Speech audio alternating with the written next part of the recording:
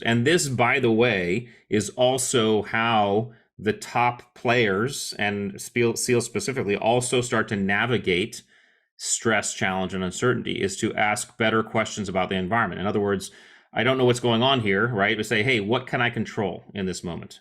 What should I focus on in this moment, right? It's actually a key into the ability to effectively compartmentalize as well.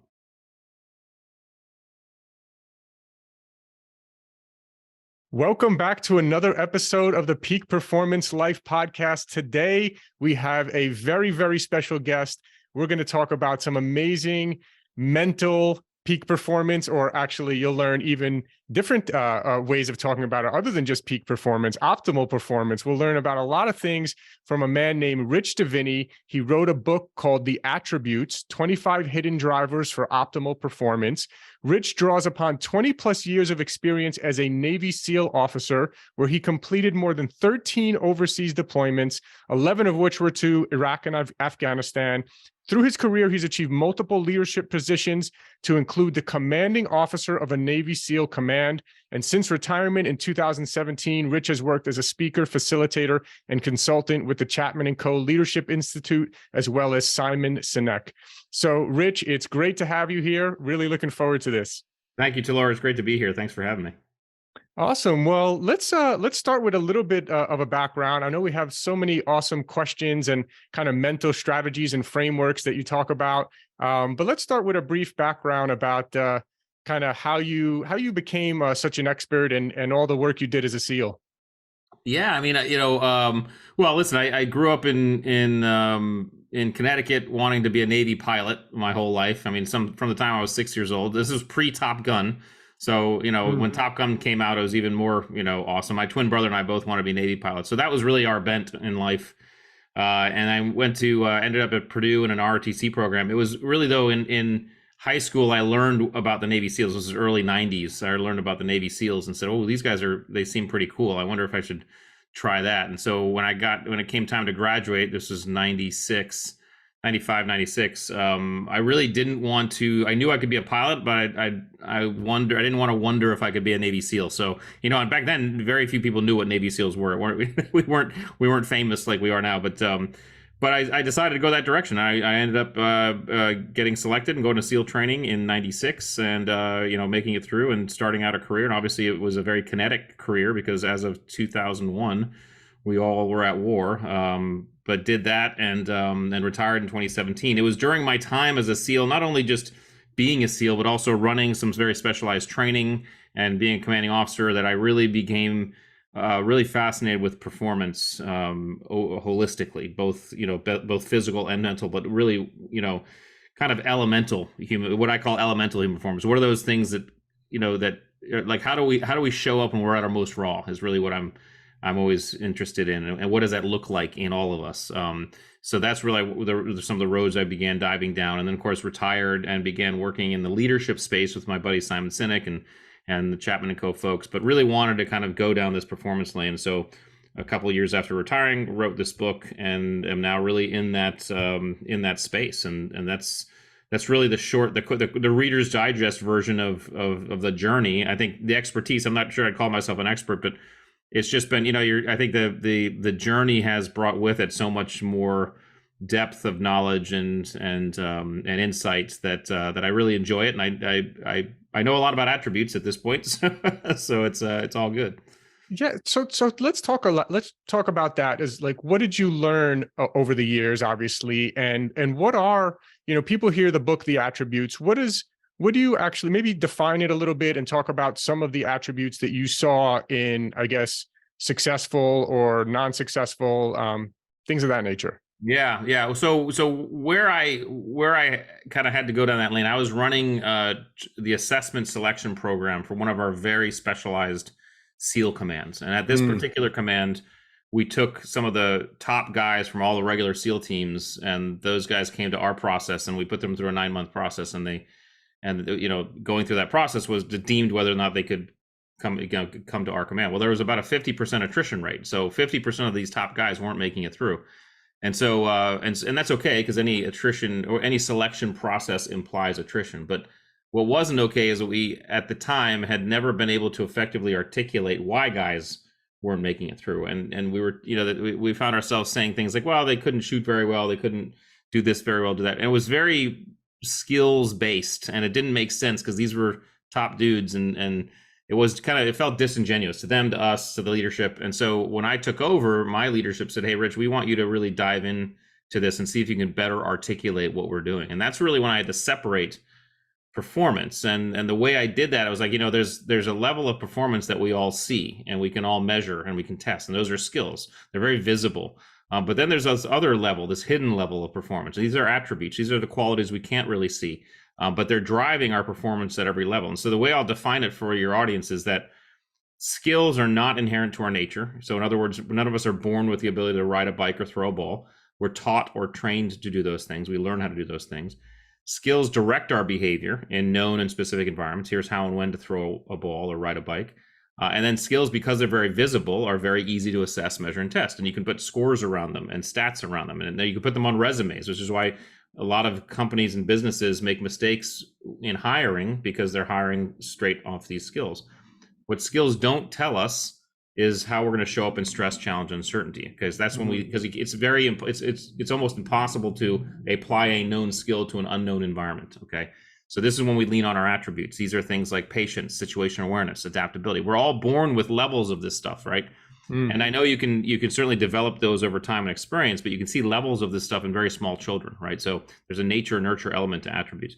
Attributes inform our behavior rather than direct our behavior. So they tell us how we're going to show up to an environment. In other words, my son's levels of resilience and perseverance informed the way he showed up when he was learning how to ride a bike, and he was, falling off a dozen times doing so, right? And then because they're hidden in the background, they're hard to measure, they're hard to test, they're hard to see. And so we have to understand that when we're looking at performance, if we're taking attributes out of the picture, we're taking these qualities out of the picture, we're missing a huge part of the performance picture. And an example of this I'll give you real quick. So there's I talk about the specialized SEAL training I ran. There's also basic SEAL training, right? That's run in San Diego, California. It's called BUDS, Basic Underwater Demolition / SEAL Training.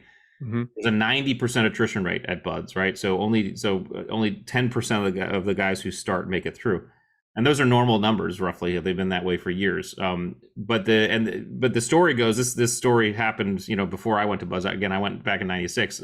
This happened before I got there. But the story went that, back then, the first thing you had to do when you showed up to BUDS, one of the first things you had to do was you had to swim 50 meters, jump in a pool, swim 25 meters to one end, 25 meters back to the other. Standard swim test, just to see if guys were good. The story goes that this kid shows up, it's his turn to swim, and when he jumps into the pool, he sinks right to the bottom. And he starts walking across the bottom of the pool to one side, and he touches the side, walks across the bottom of the pool to the other side. He comes up, he's gasping for air, nearly drowning. And the instructor looks at him and says, "What the heck are you doing?" And the kid looks at the instructor, still trying to get his breath, and says, "I'm sorry, instructor, I don't know how to swim." And the instructor pauses for a second and looks at the kid and says, "That's okay, we can teach you how to swim." Now, the idea, the concept behind that story is, why did the instructor say that? It's because the instructor knew that if this kid had the attributes, those qualities that allowed him to show up to Navy SEAL training without knowing how to swim, he had everything inside of him that we needed for him to be a Navy SEAL. Teaching him to swim was the easy part. Teaching him the skill was the easy part. So what these attributes are is they separate this performance. And I talk about these attributes of optimal performance, these hidden drivers that basically drives our performance at every level, at every moment, but especially during times of stress, challenge, and uncertainty. Very, very interesting. Yeah.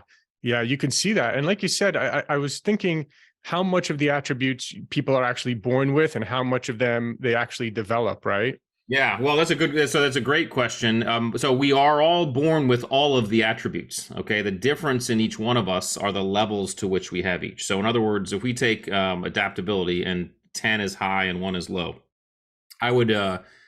I'd probably fall on about a level 8 on adaptability, which means when the environment changes around me outside of my control, it's fairly easy for me to go with the flow and roll with it. Someone else might be a level 3, which means the same thing happens to them. It's difficult for them to go with the flow and roll with it, right? So they're still adaptable because all human beings are, but it's just harder for them. So the question is less whether or not we have the attributes, it's how much of each attribute do we have. And if we were to line up these attributes like on a wall, like dimmer switches, we'd all have different dimmer switch settings, and that's going to start to inform our performance. And so And so now we certainly can develop attributes over time and experience. If you're low on adaptability, you can actually develop your adaptability. But it's going to be hard. It's going to take time. It's going to take effort. It's going to take discomfort to develop that, right? Versus someone is just naturally adaptable, or someone is naturally patient, right? So that's how this stuff kind of, there's a nature nurture element to to these things. Got it. I'm super curious for those, because you're talking about the people who passed through, became Navy SEALs, were the 10%, that actually made it. Then they went to this higher level training. So this is like the best of the best of the best. And then only whatever it was, 50% attrition rate there. So only half of those people became successful. What were some of the attributes, or just kind of, even if it's not an attribute, kind of the mental, frameworks or things that you saw about these people that made them so elite? Yeah. So what I'd focus on are the mental acuity attributes, and so I talk about that as a category in the book. And the mental acuity attributes are basically how it describes how our brain interacts with the world, right? So, and the world around us. So the first mental acuity attribute is situational awareness. All right, situational awareness is just your level of vigilance. How much do you notice around your environment? Okay. Those with very high situational awareness notice a lot of things. Navy SEALs typically fall in this category, right? And again, where we fall, there's no judgment, because I'll go to New York City with my wife and I'll notice everything. I'll notice dark alleys. I notice people's hands. I notice cars. I just notice stuff. My wife doesn't notice anything, or I shouldn't say she doesn't notice as much as I do, right? So sure, her level of situational awareness is just lower. Now, there's no judgment on where we fall on this stuff. It's like judging your hair color. It just is what it is. So situational awareness is one. The second one is compartmentalization. This is our ability to, in an environment, immediately assess the environment, prioritize what we're noticing in context of what we want to get accomplished, immediately prioritize that, and immediately focus on what we need to focus on, and do that and block out everything else until we're done with that, and then move on to the next thing, right? That's compartmentalization. Again, some people are really good at this. They're very high level compartmentalizers, and there are people who aren't that good. That, by the way, is the single most important attribute for someone to make it through SEAL training. And we're talking basic SEAL training, okay? If you don't have a high level of compartmentalization, you will not make it through SEAL training. You can't. And oh, by the way, that's exactly what allows you to make it through combat. That allows you to do what Navy SEALs do, is you compartmentalize that way. It's funny. I just had lunch with two guys who were in my troop. We went to war together many times. And we're all retired, and we're having lunch, and we're just joking around, and we're talking about this idea of compartmentalization. We're talking about some of these concepts, and we're all three of us are remembering how, because we were joking with each other. We said, we were kind of asking ourselves, when were those times where we were just like so super heightened aware, like we could hear everything, we could see everything, all that stuff. And all of us kind of recalled being on the ramp, standing on the ramp of an aircraft at 22,000 feet with a ramp open, pitch black, getting ready to jump out and do a high altitude, high opening parachute jump into an unknown drop zone and go on to do a mission, right? And all of us remember, like, you're standing on the ramp and there's 1,000 things that you need to be worried about, right? There's the parachute drop, there's the navigation, there's the go to the target, there's the target itself, there's 1,000 different things. And every single one of us, all three of us were like, the only thing we were worried about in that one moment was nailing our exit, right? Just get out of the aircraft and get a good exit. That's number one, right? Once that happens, now you worried about pulling your chute, okay? So it's this level of natural compartmentalization that happens at these high levels of performance. And I will say, well, let me go through the other mental acuity. There's two more. There's task switching. Okay, task switching is our ability to shift our focus points between categories and contexts inside of our environment, right? So can I shift from being on the computer to doing this to doing that, and can I do it rapidly and smoothly? Okay, some people who are really good at this think they're good multitaskers, but multitasking is in fact a myth. We all know that the conscious mind can't really focus on more than one thing at a time. And so there might be people listening to this podcast right now and saying, I don't believe you, Rich, because I'm listening to this podcast and driving. Okay. It doesn't count if you've relegated that other skill to your unconscious mind, right? You can listen to this podcast and drive because you don't have to think about driving.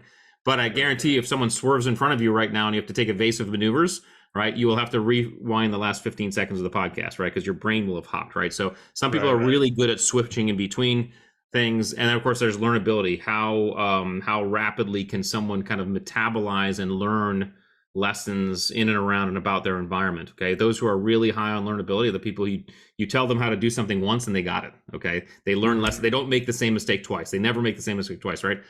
Other people are lower, it's harder for them. I'm actually a little lower on learnability because I make the same mistake twice. I have to really work on and focus on learning something fast, right? So anyway, that's a big, broad kind of run up to your question.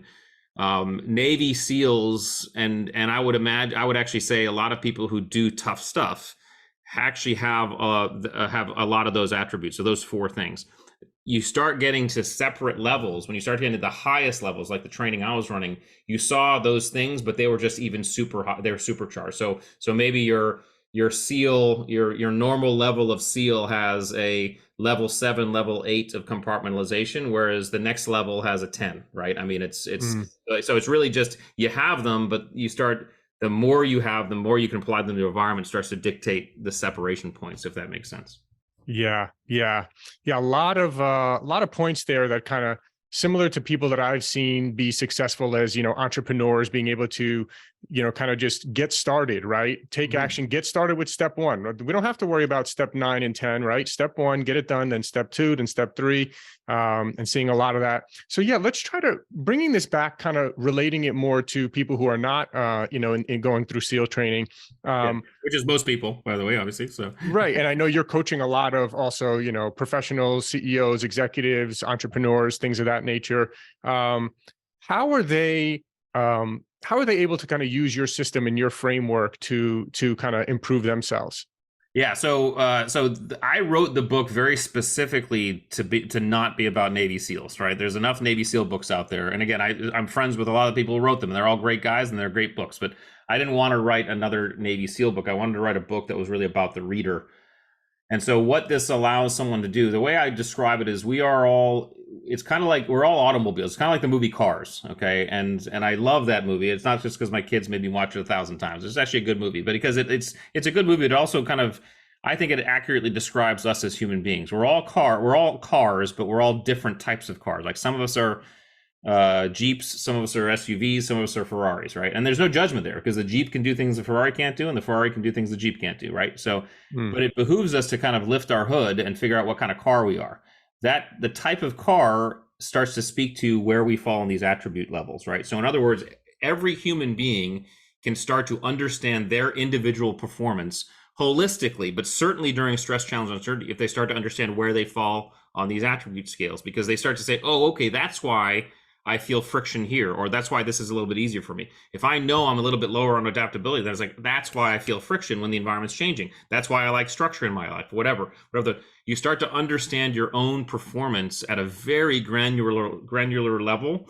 And then by understanding, you get to improve. Because again, you can start to say, oh, okay, if I'm low on this, now I know exactly what I need to pinpoint on and try to improve. And I think that's kind of the simplest way that we try to help individuals with this content. And of course, you can do it as teams and organizations, which already do most of our work. Say, okay, organizationally, what does the list of attributes look like to be a success, to be a top player at this organization? What does that look like? Okay, just like I did for the SEAL teams, right?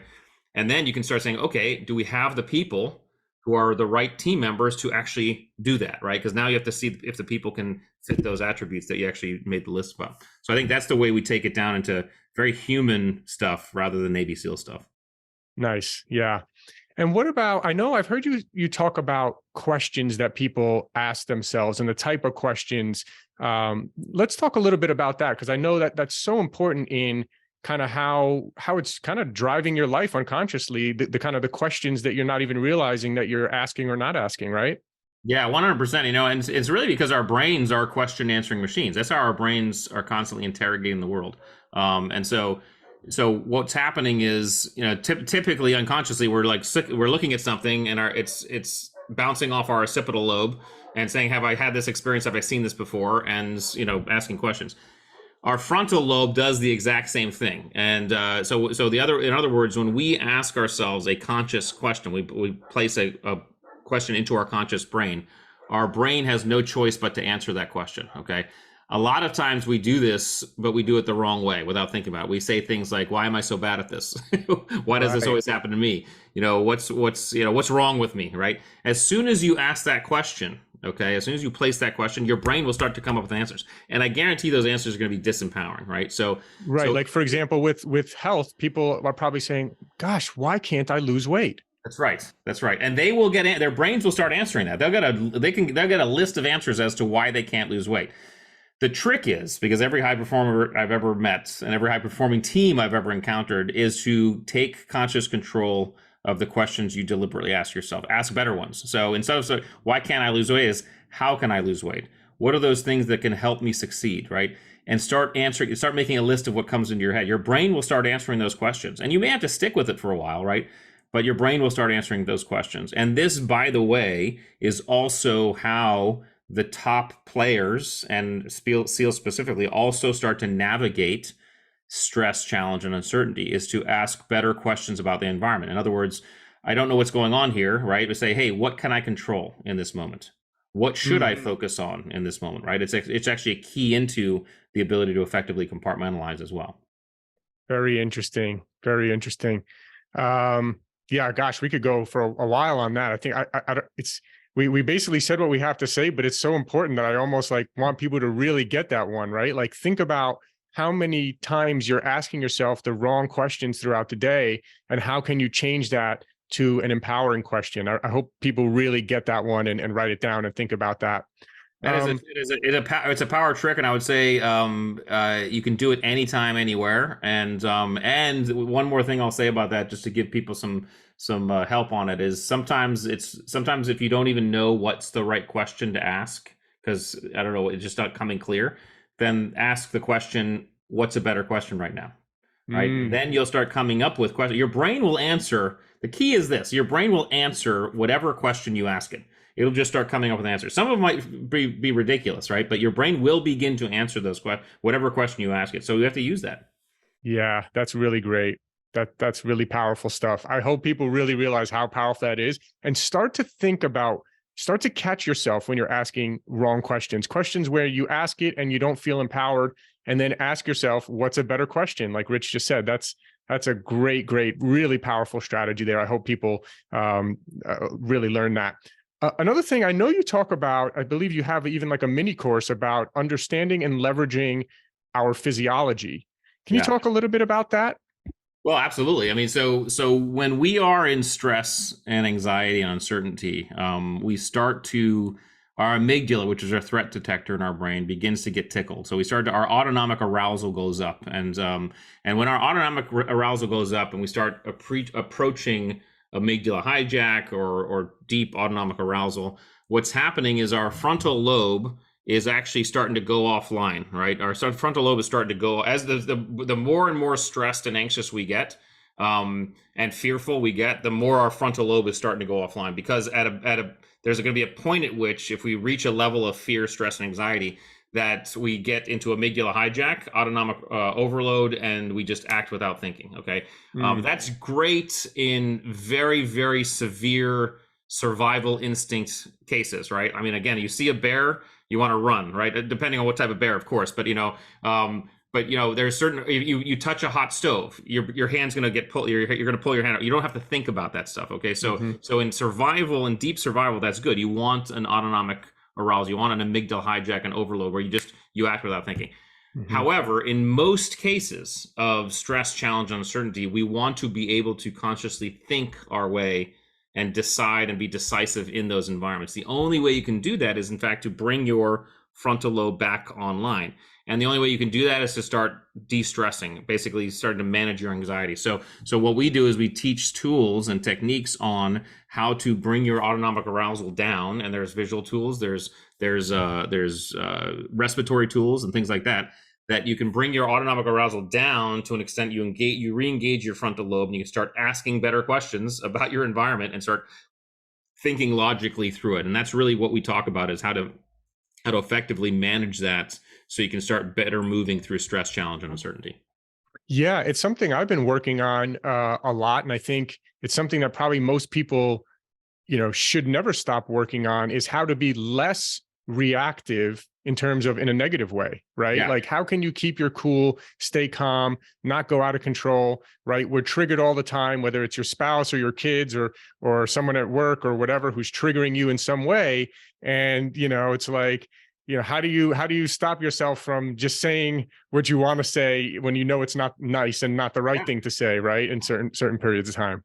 Yeah, getting overloaded. And it's not about I would almost say, because and this is something you hear all the time. It's not really about even necessarily staying like calm. And the reason why I say this is because people think, oh, calm, like Zen, like I'm good. It's like being alert, being jacked up and fired up is actually a good thing. Being highly alert. When my buddies and I are talking about standing on the ramp of that aircraft at 22,000 feet, it's not like we're just like, oh, hey, dude, let's do this, right? We are alert, like we're Right. totally alert, right?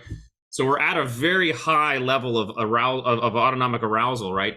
But we're completely engaged in terms of our conscious mind, our frontal lobe. So we've managed all the anxiety, we've managed the fear to the level, because again, there is fear and anxiety. And again, out of the three of us talking, we've all three of us have done thousands of jumps between the three of us, right? Two of us are afraid of heights. We don't like it at all. We're like, I never liked jumping, right? And we're still on the ramp. We're still going to do it. So we're managing. It's not like we're not fearful. It's not like we don't have anxiety. We're just managing. It's like, okay, we're managing in a way that we say, no, I need to focus on what I need to focus on. We're alert, but focused, and we understand what to do. And that's really the key to be. Yeah. That's great. That's great. There's something I was actually telling someone recently, a close friend, about.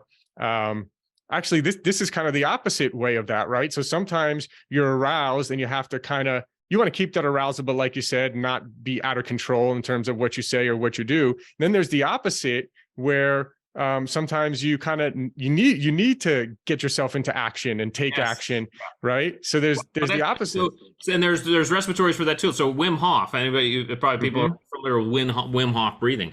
Wim Hof breathing is designed to up your autonomic arousal state. It's designed to get you. He uses it to kind of heat you up, right? But it's designed to get your system moving and aroused to a level like you're really doing. I mean, he makes people do that, and I think he has people do a bunch of push-ups and then has them do like a Wim Hof breathing, and they do push-ups again. They do even more, like double the push-ups they did before, right? So once we start understanding our physiology, we can actually start doing things that actually push our physiology in the ways we need to push the physiology to whatever we need to accomplish in the moment, which is really cool. Yeah. I mean, it's really powerful. Yeah. Tony Robbins talks about a lot of this stuff as well, and changing your state. And, again, if you're kind of sitting slouched over, hunched over in a chair, you're not going to have much energy, right? If you standing up, and, that's why I guess he has people jumping up and down and putting their hands over their head. Yeah. Kind of hard to be lazy and tired and depressed when you're jumping up and down with your hands over your head. And he also keeps the rooms cold. So because you'll tend to get a little bit more sleepy when it's nice and warm and toasty. The coldest room ever. I mean, I was at his Date with Destiny event, and luckily, my friend knew, and my friend brought an extra winter jacket. I literally had a hat and like winter jacket with a hood on. It was literally like I was out on a mountain or something in there. I've been to a couple of his events. It's the same thing. Yeah, it's funny, but it's all strategy. It's all done for purpose. Yeah, you can see that everything he's doing is very on purpose. It's really, really fascinating just to watch the whole thing. But yeah, recently I was telling one of my head team members about like, hey, because he sometimes he needs a little bit more arousal, and I say, hey, let's have we want to have a sense of urgency, but I worded it as having a calm sense of urgency. Yeah. Right. Yeah. We got to get things done every day. We got to be boom, boom, boom, but we also don't want to be frantic about it. Yeah, you want to be. There's a state. So I'm one of my good dear friends is a neuroscientist, a guy named Dr. Andrew Huberman, has a great podcast called the Huberman Lab, and he and we've known each other for 5 or 6 years now, but we did a lot of work on this together. And one of the things he's always said is, that there's several states we can be like, super stressed and anxious, like autonomic arousal, down to like just anxious. From the other side, you can be like dead, you can be calm, you can be sleepy, whatever. But alert and calm is really the sweet spot, right? You are alert, but also calm. So in other words, you're aroused to the complete level of arousal you need to be, but you're in a state where you actually can consciously make decisions, and you can actually do stuff. And I think that's the peak state for anybody in any environment. Yeah, yeah, Huberman's great. That's great advice. What advice do we have for people who, let's say they're not, they know they should be eating better, they're not. They know they should be exercising more, but they're not. What advice do you have for people in that situation? Yeah, this one hits home because I have those problems too. It's we you know it, we it's tough to sometimes discipline ourselves. So first thing I'll do is let me give you the attributes answer to that. All right, the attributes answer to that is to understand the difference between discipline and self-discipline. Okay, and I define this in the book because I talk about discipline as a drive attribute, but I don't talk about self-discipline. And the reason why I separated those is because I would define discipline as the ability to kind of understand and pursue and achieve those goals and objectives that the outside world has a say in whether or not you accomplish. Right. Self-discipline is the ability to pursue and achieve those goals and objectives that the outside world has no say in whether or not you accomplish. Right. That would be like eating healthy. I'm going to eat healthy. I'm going to make a commitment. I'm going to eat healthy. Right. I can say that today. Right. Mm-hmm. And then tomorrow I can be in Vegas with you and be at the buffet, and the buffet is not going to throw food at me. Okay. It's not up to the buffet. It's up to me. Right. That's self-discipline.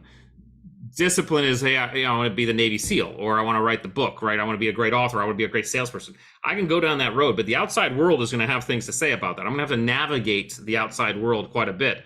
One requires a lot of adaptability and flexibility, and the other requires a lot of rigidity and kind of structure, i.e., self-discipline, structure, rigidity, discipline, flexibility, and adaptability. As someone who, and the reason why I love these attributes, because one can exist without the other. So I am someone who is really high on discipline, but low on self-discipline.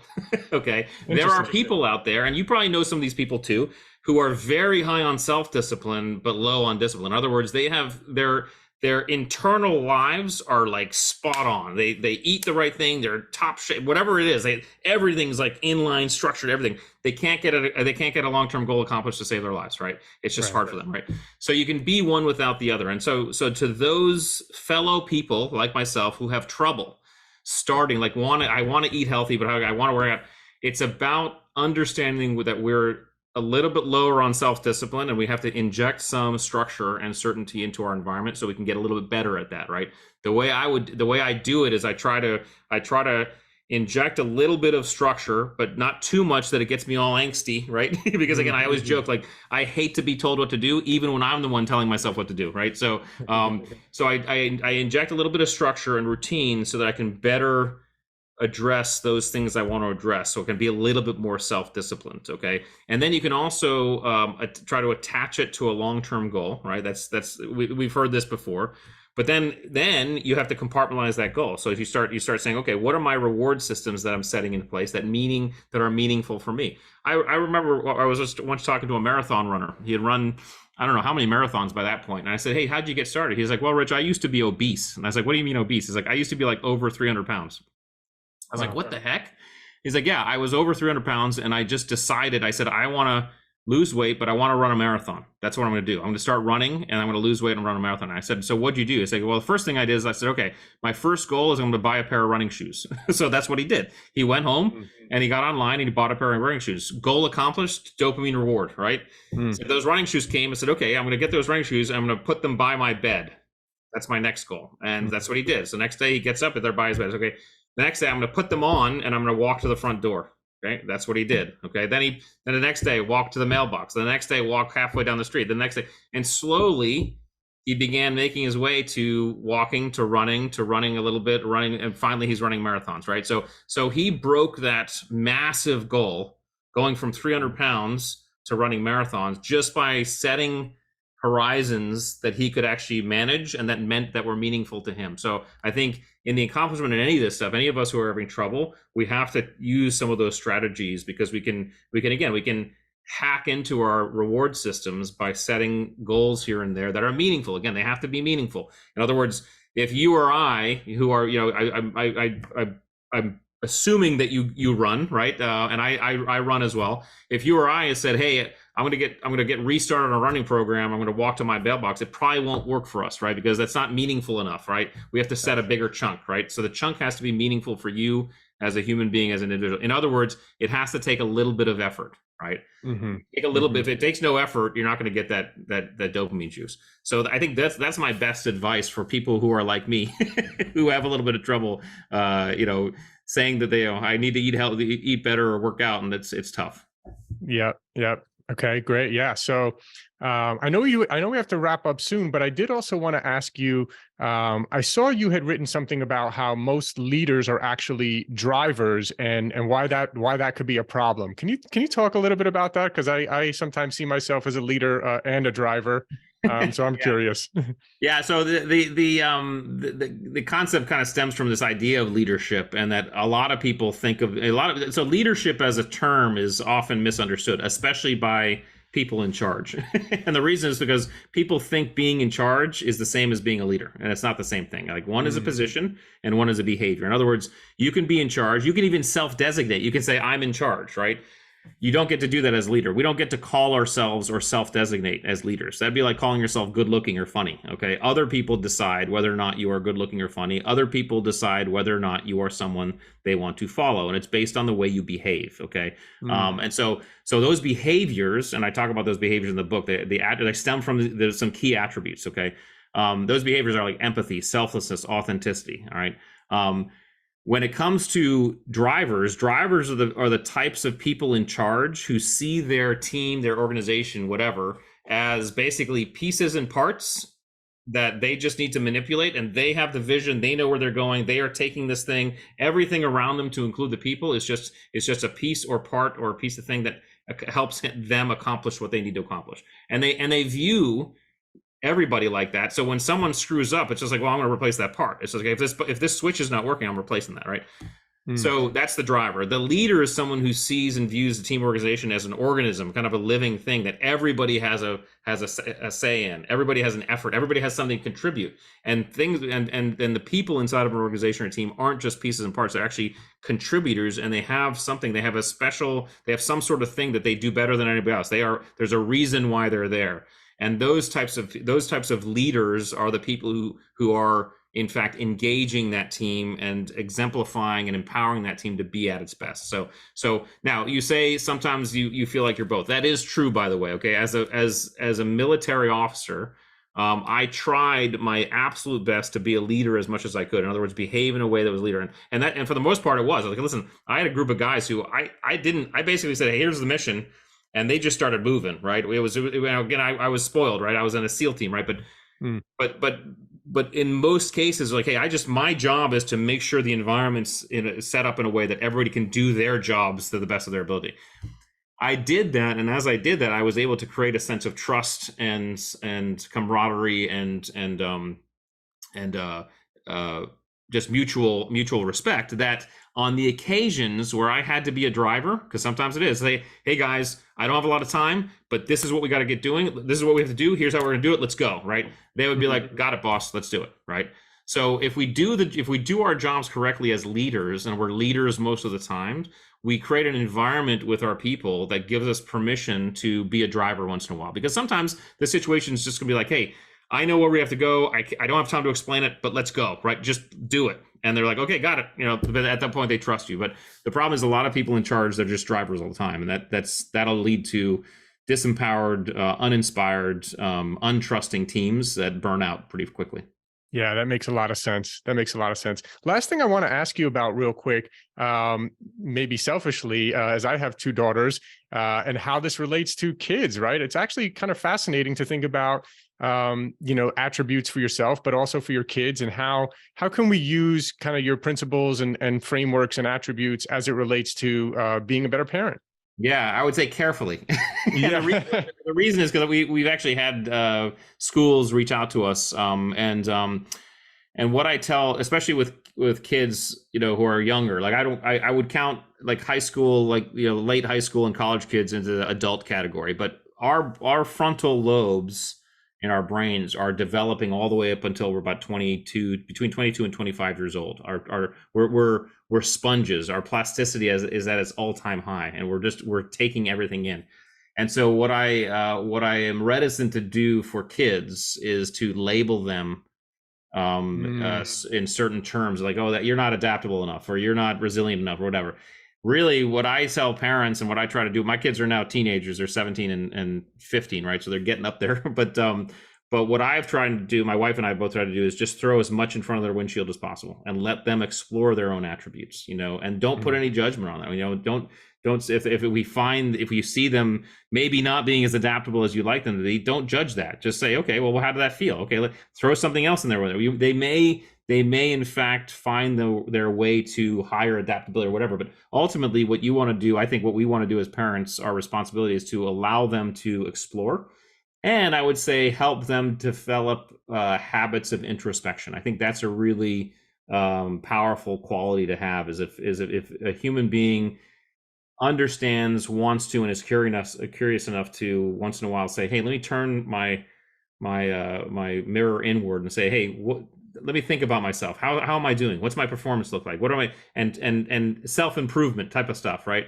I think that's a really powerful quality. So I think for our kids, it's really about just giving them as many opportunities to just try new stuff. And this, for me, this was like my eldest son was like me. He tried every sport, and the only rule was, hey, if you start a sport, you just can't quit before the season's over, right? But if you don't want to play it anymore, that's fine with me, right? I don't care. I'm glad you're like, I was a kid, I played tennis, I played basketball, I played every sport possible. Versus, sometimes, and I know some kids are extremely talented in one sport, but I think range is good. And to be able to try a bunch of stuff is good. It really allows some good exploration. Yeah, that's a really great point about making sure you don't label kids. I mean, how many people now, even at an older age, are still identifying with labels that someone placed on them, when they were a child, right? Yeah. Someone said you weren't good at math when you were in fourth grade. Yeah. And, the rest of your life, you said, I'm not good at math. Right. Really, really, really important to look at that. That's something many years ago, I got certified. I did a training in NLP, neuro-linguistic programming. And it made me, ever since then, been very aware of the words and the language and the labels and how people talk about themselves, right? Kind of going back to what we said earlier about the questions people are asking and how people label themselves. I am like this. I am not good at that, right? Really, really interesting how, if you can kind of be aware of that, right? And so actually, a lot of times when I talk to people, I'm kind of hearing, oh, that's their belief system, because I'm like this, I'm like that, I'm not good at this. So yeah, when you can kind of catch that, it's really fascinating to be able to become aware of that, become conscious of it, and then start to say, oh, what's a better question to ask? What's a more empowering belief to have? Yeah, 100%. I totally agree. That's great. Well, Rich, this has been awesome, man. Really, really great. How can people, obviously the book, The Attributes, fascinating book. What's the best place for people to get that and kind of learn more from you? Yeah, absolutely. Well, you can get it on Amazon. It's there. But you can also go to the attributes.com, the website. We have everything there. You can learn all about us, our organization, about me a little bit, and some of the work we do with organizations and teams. There's also an assessment tool on there you can see where you fall on some of these attributes as well. So yeah, check, and all my social media handles are all there as well. So theattributes.com is probably the one-stop shop. Amazing. Highly recommend it. Thank you so much for your time today and sharing your wisdom with everyone. And look forward to connecting with you again soon. Thank you, my friend. Thanks for having me. Thank you. Thanks for listening. And just a reminder, if you haven't yet tried any of our Peak Performance products, you get 20% off your first order. We have one of the largest selection of USDA certified organic superfood powders, as well as very high quality supplements. And you get 20% off your first order at buypeakperformance.com. That's www.buypeakperformance.com.